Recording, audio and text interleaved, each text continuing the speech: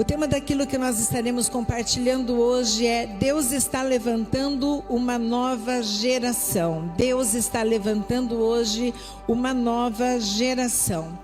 Existia um tempo onde cristãos eram conhecidos pelas roupas que vestiam, pela aparência, pela Bíblia debaixo do braço. Embora fosse motivo de chacota para alguns, eles estavam sempre na escola bíblica, memorizavam os versículos, estavam reunidos nos círculos de oração, nas vigílias, no evangelismo na rua. Existia um tempo em que tudo isso acontecia e os tempos mudaram e muitas coisas mudaram.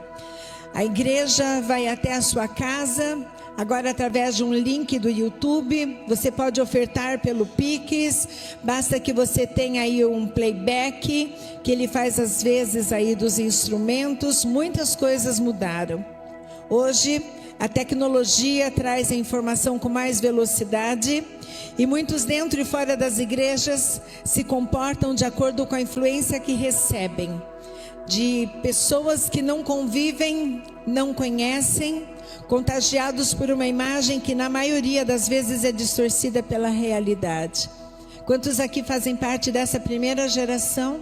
Ou os seus pais, os seus avós, que você conhecia facilmente um cristão pela sua aparência, mas agora nós fazemos parte de uma outra geração, de uma outra época, de um outro tempo, onde as pessoas são convencidas através da imagem de pessoas que elas nem conhecem. Elas se vestem como aqueles que elas assistem, elas falam como aquelas pessoas que eles acompanham. Eles têm ídolos dentro de uma rede social, e aquilo que o ídolo dita, aquilo que aquele influencer dita, muitas vezes se torna a sua cultura. É sobre isso que nós vamos estar falando nesta noite, porque vivemos num mundo, vivemos hoje em dias extremamente imediatistas. Vivemos num tempo onde o consumismo tomou conta, onde uma cultura do fútil, ela ocupou o espaço daquilo que era eterno. E aquilo que é eterno hoje é desprezado. Hoje nós vivemos uma cultura que despreza os princípios e os valores da palavra de Deus, por serem considerados antiquados, ultrapassados, desatualizados. Dias atrás nós assistimos aí uma referência, que já foi uma referência na nossa nação, dizendo que a Bíblia está desatualizada e precisa ser atualizada. Quando que nós imaginaríamos que alguém poderia dizer isto? Princípios e valores estão sendo desprezados.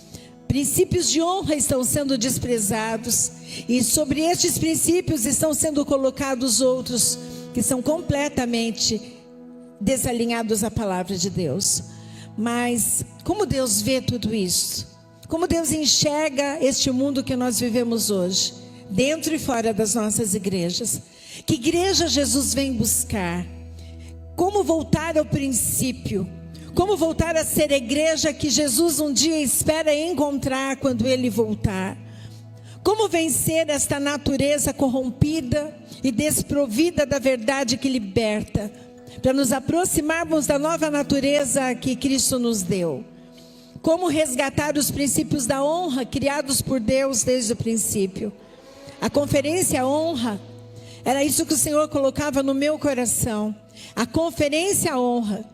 Não tem este nome simplesmente porque não havia outro nome para ser colocado, mas ao contrário disto, é um convite para que através da palavra de Deus, pelas palavras que serão liberadas aqui durante estes dias, você retorne e se coloque debaixo do governo de Deus, quebrando os cativeiros onde a desonra te aprisionou.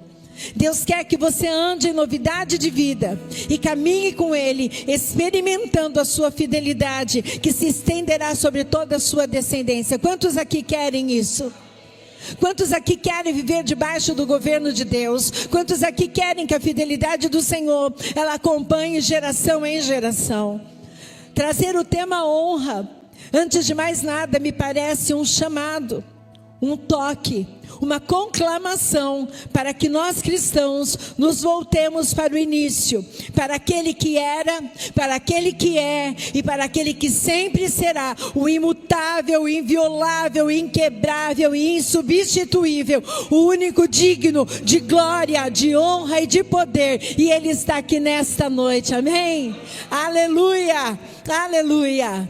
Quando pesquisamos sobre o significado da palavra honra, ela vem da raiz hebraica e a mesma também para as palavras respeito, kavod, e peso, kaved. Honrar é reconhecer o valor, valorizar, respeitar, amar. E quando falamos de honra espiritual, estamos falando de tributo, que quer dizer reconhecimento e recompensa. Toda pessoa que honra, ela expressa através de atitudes este reconhecimento. Um pouco antes do culto começar, eu flagrei uma pessoa que teve uma atitude de honra com a pastora Maria e com o pastor Rafael. E naquele momento eu disse, isso é honra. Uma pessoa estava reconhecendo o valor que ela enxerga nos seus pastores. Toda pessoa que honra, ela expressa através de atitudes de reconhecimento. Da mesma forma, aquele que desonra, ele expressa através das suas atitudes o não reconhecimento. E a honra, ela está relacionada com a posição que a pessoa ocupa e não com seus acertos ou com a sua perfeição. Quando lemos em Êxodo 20:12, diz assim: honra a teu pai e a tua mãe, para que se prolongue os teus dias na terra que o Senhor teu Deus te dá. Aqui ele não diz que devemos honrar os nossos pais, o nosso pai e a nossa mãe, quando eles acertam, quando eles fazem as coisas da forma adequada, quando eles falam palavras boas, quando eles corrigem da forma adequada. Aqui ele não está colocando uma condição para que eu e você venhamos a honrar os nossos pais. Não está criando uma condição para que você ensine os seus filhos como devem te honrar. Ao contrário disto, aqui está dizendo que você deve honrar o teu pai e a tua mãe. E como recompensa, você terá os seus dias acrescentados, você terá uma vida longa. Entenda, honra não tem a ver com aquilo que o outro faz de certo e errado, mas tem a ver com a posição que esta pessoa ocupa. Existem vários níveis de honra, e é importante nós entendermos que a honra é algo valioso, é algo que ninguém consegue comprar, que ninguém consegue vender. Quando você ouve algumas histórias, você diz, aquela pessoa é uma pessoa desonrada. Ela pode mudar tudo, ela pode mudar de casa, ela pode mudar de cidade, ela pode mudar de roupa, ela pode comprar um carro novo, mas a marca da desonra dificilmente sairá da imagem dela, porque em algum dia ela quebrou essa imagem. Ela pode comprar tudo na sociedade, ela pode comprar tudo nas lojas, mas não existe nenhuma loja que venda algo chamado honra. Por isso você precisa cuidar da tua honra. Você que é jovem, você que é adolescente, você precisa cuidar da tua honra como algo precioso que Deus te deu e que não pode ser comprado por ninguém. A honra é um selo divino. Os filhos da honra geram descendência honrada, assim como os filhos da desonra geram descendência desonrada. Qual é a família que você vem? Quais são os princípios nos quais você foi ensinado, educado e educada? A tua família ensinou os princípios de honra? Então, se a tua família ensinou e viveu princípios de honra, a sua descendência já é uma descendência honrada. Mas talvez você não tenha tido o encontro com Jesus, a tua família não tenha conhecido Jesus, a palavra, não venha de uma família que isso fosse uma verdade ou um princípio. Mas ao contrário disso, você vem de uma família onde os filhos são filhos da desonra. Mas o Senhor te trouxe aqui nesta noite para dizer que o teu passado não te define, o teu futuro está intacto. E o Senhor quer mudar a tua história a partir de hoje. E através da tua vida, a vida de toda a tua descendência. O Senhor te trouxe nesta conferência para te ensinar sobre a cultura dos céus, que é a honra.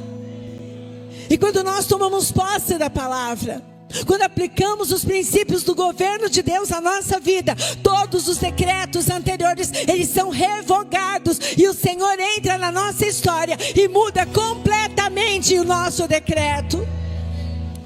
A recompensa da honra é a prosperidade, mas a da desonra é a ruína. Talvez você esteja vivendo dias difíceis. Talvez quando você olhe para a tua vida, você olhe para a tua família, quando você olha para o teu histórico familiar, você não consegue ver nada que remeta à honra. Você não consegue ver nada que remeta à prosperidade, mas ao contrário, à ruína. E entenda, prosperidade não está atrelada somente a recursos financeiros, porque caso assim o fosse, o rico seria próspero. Não é sobre isso que nós estamos falando.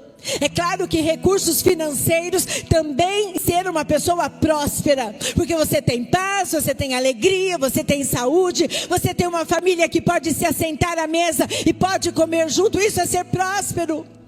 Mas quando você honra o Senhor, existe sobre isso uma recompensa. Todo aquele que honra se torna uma pessoa abençoada e próspera, e aquele que não honra, ele caminha para a própria ruína.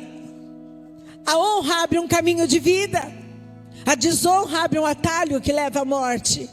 E a única forma de fazer o caminho de volta é pelo arrependimento. E Deus está nos chamando para este caminho de volta, para o caminho do arrependimento, para o caminho da honra, onde Deus levantará homens, mulheres, pais, filhos, famílias, pastores, ovelhas e líderes de honra, que representam o reino de Deus na terra, na cidade de Sorocaba, no bairro Santa Rosália, na rua Santa Rosália, número 50. O Senhor está chamando para que você venha ser uma pessoa que por onde você passar, as pessoas olhem para você e dizem: ele representa bem o reino de Deus, é um homem de honra, é uma mulher de honra, aquilo que ele diz é verdade, sim, sim, e não, não é a sua palavra. Honra! O Senhor está nos chamando, o Senhor está nos convidando para conhecer o poder de caminhar ao lado de pessoas que têm os mesmos princípios que a palavra, mesmo que tenham que fazer renúncias para viver sobre o governo de Deus. Escute uma coisa: não reclame daqueles que não sentam mais à sua mesa, não reclame mais daqueles que não frequentam a tua casa, não reclame daqueles que não te telefonam mais, porque quando nós saímos do governo do mundo e passamos a caminhar sobre o governo de Deus, nós tornamos-nos desinteressantes para muitos. Isso é muito bom. Nós temos uma irmã que diz assim, logo que ela se converteu: pastor, eu construí uma casa, coloquei uma piscina, e a nossa casa vivia cheia de pessoas nos finais de semana, e nós estamos estranhando porque os nossos amigos não estão vindo mais aqui. Aí eu disse: mas o que vocês estão fazendo de diferente? Pastor, a gente não tem mais cerveja, e nós decidimos não colocar mais o sertanejo, porque só fala de casamento destruído e a gente não quer mais isso em casa. Eu disse: então ficou muito sem graça para as pessoas que vinham, mas pode esperar que Deus vai trazer novas pessoas para sentarem na mesa com vocês. Mesmo que você tenha que fazer renúncias, mesmo que aparentemente você esteja perdendo algo, glorifique ao Senhor, porque o Senhor está te colocando no caminho, e o caminho é este, o caminho da honra, o caminho dos princípios da palavra de Deus. E quando nós estudamos a Bíblia para pesquisar sobre aqueles que honraram e aqueles que desonraram, e quais as consequências dessas escolhas, eu me deparo com o sumo sacerdote Eli. Você poderá estudar e meditar depois na tua casa sobre a história de Eli, ali no livro de Samuel. Eli era o sumo sacerdote, e ele era responsável em liderar a adoração, de oferecer sacrifícios no tabernáculo, no centro religioso ali do povo hebreu. Eli era pai de 2 meninos, 2 homens, Ofni e Finéias. Olha aí se tiver alguma irmã gestante, que nomes bonitos. Ofni e Finéias. Ele tinha 2 filhos, mas esses filhos abandonaram ao Senhor. começaram a andar em rebeldia, começaram a desonrar ao Senhor, começaram a desonrar os princípios da palavra de Deus. Eles começaram a desprezar o ensinamento dos seus antepassados, começaram a comer aquilo que era sacrificado ao Senhor, começaram a se prostituir, a ter relações na porta do tabernáculo com mulheres que estavam ali. Aqueles homens começaram a fazer aquilo que era mal diante dos olhos do Senhor. E o pai ficou sabendo, ele tomou ciência que os seus filhos estavam fazendo algo que não agradava ao Senhor. Mas ao invés de corrigi-los, o pai simplesmente conversou e não tomou nenhuma atitude. Todas as vezes que um pai ou uma mãe, todas as vezes que um líder ou um pastor não corrige, não disciplina aquele que está quebrando o princípio de honra, este mesmo princípio que ele quebrou, quebrará também aqueles que estiverem com ele. O princípio que eu quebro, ele me quebra. Ele não corrigiu seus filhos, ele não disciplinou os seus filhos, ele não colocou os filhos dele numa posição de quem teria que sentar para aprender. Ao contrário disso, Eli fez vista grossa. E o Senhor então liberou um decreto contra Eli, contra os seus filhos e contra toda a sua descendência. Escute uma coisa: muitos pela omissão estão impedindo e tirando a chance de levar aquela pessoa ao arrependimento e à transformação. Algo que eu aprendi é que quem ama corrige. Quem ama corrige. Se você tem sido corrigido pelo teu pastor e pela tua pastora, se você tem sido corrigido pelos teus líderes, louve a Deus, porque se eles estão fazendo isso é porque eles amam vocês. Triste seria se não houvesse a correção. É na correção que você tem a oportunidade de se arrepender e de voltar para o caminho, e de voltar para a palavra. Assim foi com Eli. Em 1 Samuel 4, do 1 ao 11, você lê que aqueles homens agora foram para uma grande batalha. Foram os filhos de Eli para uma grande batalha. Haviam perdido a primeira, onde 4.000 homens morreram. E agora são levados a uma segunda batalha. Mas antes que ela acontecesse, tomaram uma decisão. Foram buscar a arca de Deus e trouxeram para Israel, achando que pelo simples fato da arca estar lá, traria a vitória para aqueles homens. Escute. A vitória não está em símbolos, a vitória está na obediência da palavra de Deus. Você pode deixar a Bíblia aberta nos Salmos 21, nos Salmos 23, nos Salmos 51, nos Salmos 90, nos Salmos 91. A Bíblia aberta não representa nada se você não ouvir a palavra de Deus e colocá-la em prática na tua vida. Não é a Bíblia aberta que representa alguma coisa, mas é a palavra de Deus, quando você ouve e pratica, é que faz com que você se submeta àquilo que Ele quer que você faça. Não é a Bíblia, mas é a palavra. E a palavra, se você ouvir e não colocar em prática, ela não terá efeito. E foi isso que aconteceu.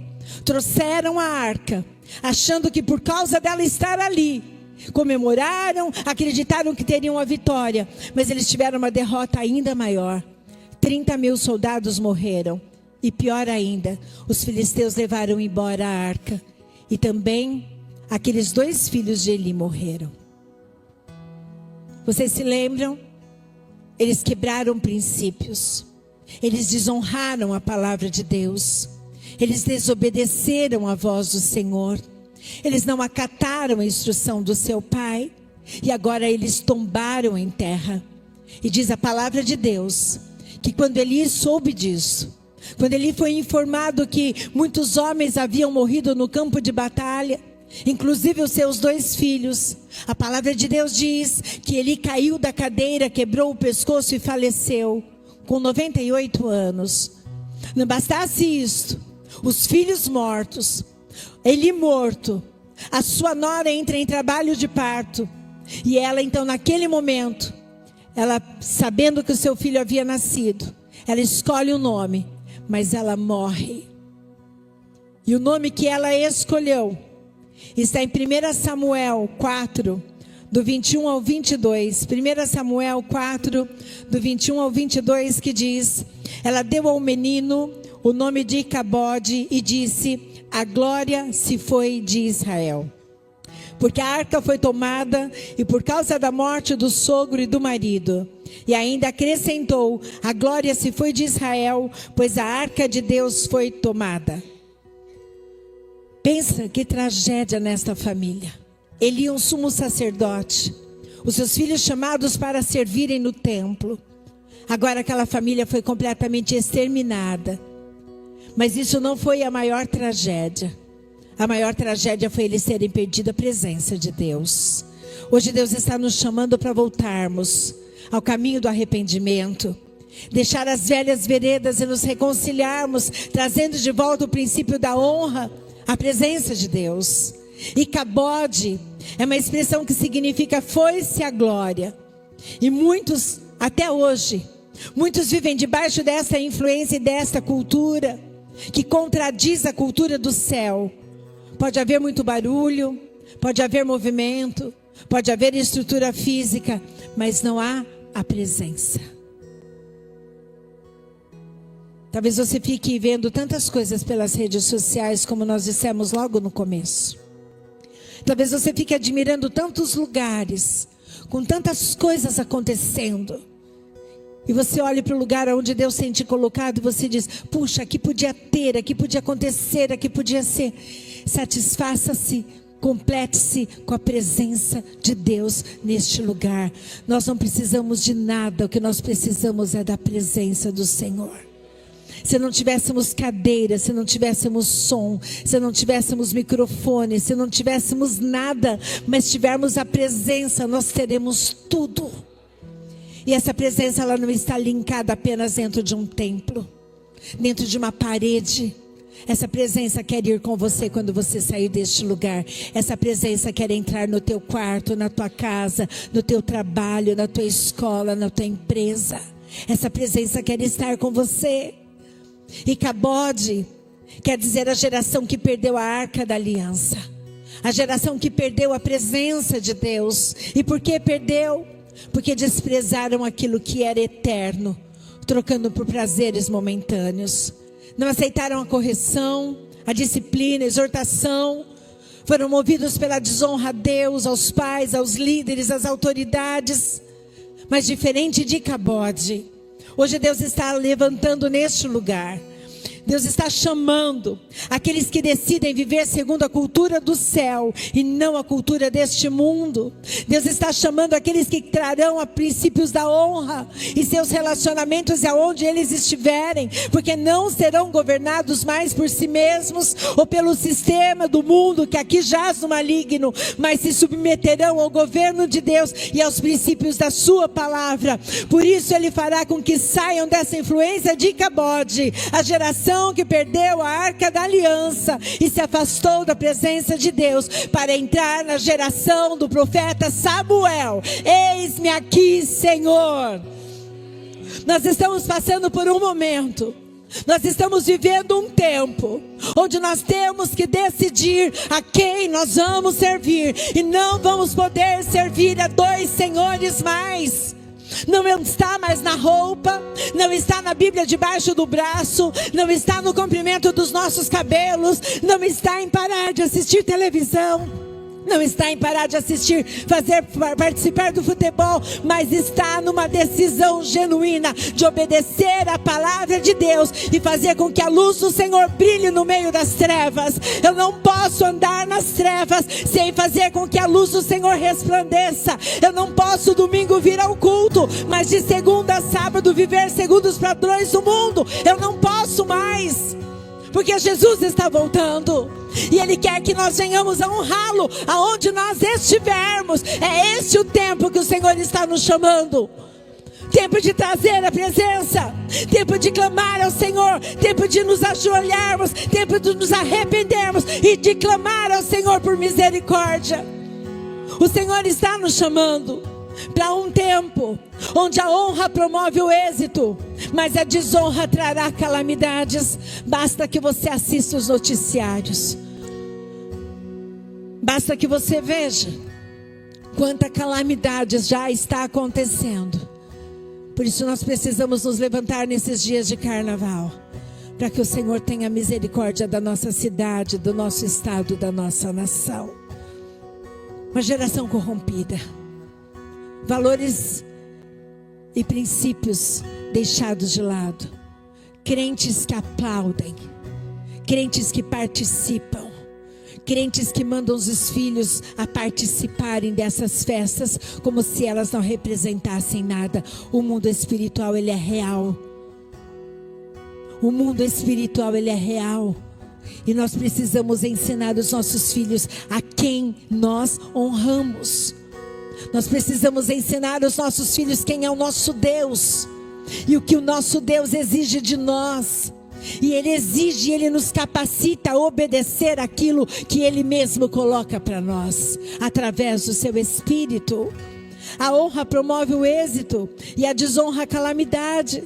Quando você vai ler em 1 Samuel 4:32, diz assim: portanto o Senhor, o Deus de Israel, declara: prometi a sua família, sua linhagem de seu pai, que ministrariam diante de mim para sempre. Mas agora o Senhor declara: longe de mim tal coisa. Honrarei aqueles que me honram, mas aqueles que me desprezam serão tratados com desprezo. Veja como é maravilhoso servir ao Senhor. Veja como é maravilhoso honrar ao Senhor. Ele está nos dizendo que se nós honrarmos a Ele, Ele mesmo se encarregará de fazer aquilo que nós não podemos fazer. Ele nos colocará em patamares que nós jamais pensávamos em alcançar. Ele nos colocará em posições que nós jamais poderíamos chegar, por conta do princípio da honra.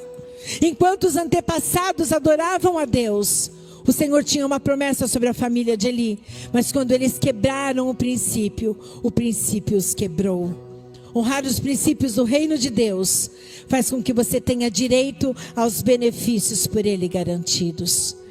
Deus não divide a honra dele com ninguém. A palavra de Deus diz: eu escolhi dentre todas as tribos de Israel para ser o meu sacerdote, para subir ao meu altar, para queimar o incenso, para trazer a estola sacerdotal perante mim. E dei à casa de teu pai todas as ofertas queimadas dos filhos de Israel. Por que pisais aos pés os meus sacrifícios e as minhas ofertas de manjares, que ordenei se me fizessem na minha morada?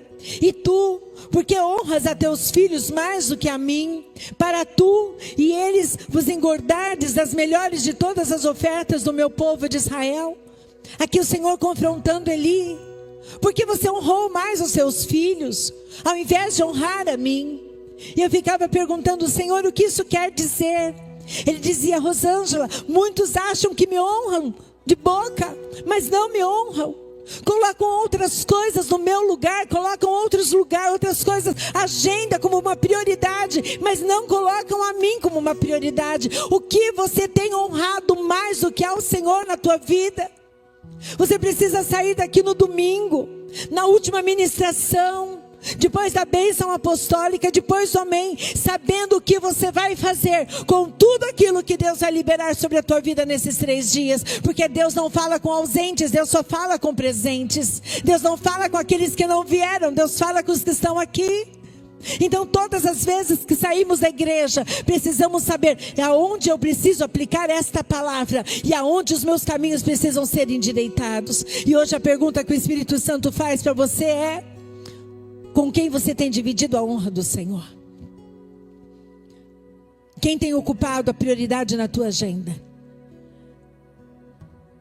Eu não sei aqui quantos cultos os pastores têm, mas lá na nossa temos um culto no domingo e um grupo de comunhão na semana. Então, um culto oficial. E o que me deixa chocada é quando alguém negocia o único culto da semana e aí justifica dizendo: chegou visita na minha casa. E eu digo: por que você não trouxe a visita para a igreja? A visita não sabe que às 16 horas você começa a se arrumar para vir para o culto? Quantas visitas precisam chegar na tua casa para impedir você de ouvir a palavra? Quantas coisas têm distraído você, roubado o teu tempo na presença do Senhor? O que tem te distraído? O que tem ocupado mais o teu tempo? O que tem te alimentado mais? Aonde você tem buscado suprir as suas necessidades? Em Cristo? Aqui o Senhor estava dizendo: Eli, eu tinha um lugar para você. Eu te escolhi no meio de vários, Eli. mas você desprezou. O erro de Eli foi este, de ter sido conivente com o erro dos seus filhos, dividindo a honra de Deus. Ele tinha uma função, ele tinha um chamado, ele era escolhido por Deus para um propósito. Amado, talvez você tenha um chamado desde o ventre da tua mãe. Talvez o Senhor já tenha levantado vários profetas e profetisas para trazerem palavras para você. Mas talvez você, como eu um dia, disse para o Senhor: não use mais profetas para falar comigo, porque eu já estou cansada de ouvir tantas profecias e nada mudar na minha vida. E o Senhor disse: então faça o que precisa ser feito, porque você já sabe aquilo que eu te prometi. A partir daquele momento, eu só obedeci, e o Senhor foi me conduzindo até chegar neste dia aqui com vocês. Ele tinha uma função, ele tinha um chamado. Ele foi chamado para liderar os israelitas na adoração, garantir que a conduta fosse adequada, mas ele negligenciou. Escute, não negligencie o teu chamado. Não espere estar perfeito para fazer o que Deus tem te chamado, mas ao contrário disso, faça o que você precisa fazer, e no processo de estar fazendo, Deus estará trabalhando no teu coração e transformando você nas áreas que você não consegue. Todos nós temos uma área de luta, todos nós temos um telhado de vidro, todos nós somos tentados. Todos nós passamos por lutas, por adversidades, por ganhos, por perdas, por derrotas, por vitórias. Mas sabe a diferença de uns para outros? Existem uns que no primeiro obstáculo param e negam a fé, e negligenciam e abandonam o chamado. Mas existem aqueles que mesmo chorando e sangrando, com escassez ou com abundância, não abrem mão do chamado, porque sabem que aquele que chamou é o que capacita, aquele que chamou é o que levanta, coloca de pé e fortalece nos momentos de luta e de adversidade. Não podemos trocar o Senhor por nada. Se o meu luto me fizer abandonar o meu chamado, o meu luto se torna maior do que o meu chamado. Se o meu casamento me faz abandonar o meu chamado, então meu casamento se torna um Deus na minha vida, maior do que o meu chamado. O teu trabalho pode ser um ídolo na tua vida. A tua casa pode ser um ídolo na tua vida. O que tem roubado o lugar de Deus na tua vida, te feito desistir do teu chamado? Pensem sobre isto. O que repreende o homem, depois achará mais favor do que aquele que lisonjeia com a língua. O Senhor hoje está te dizendo: se reposicione. E a maior tragédia está em perder a presença.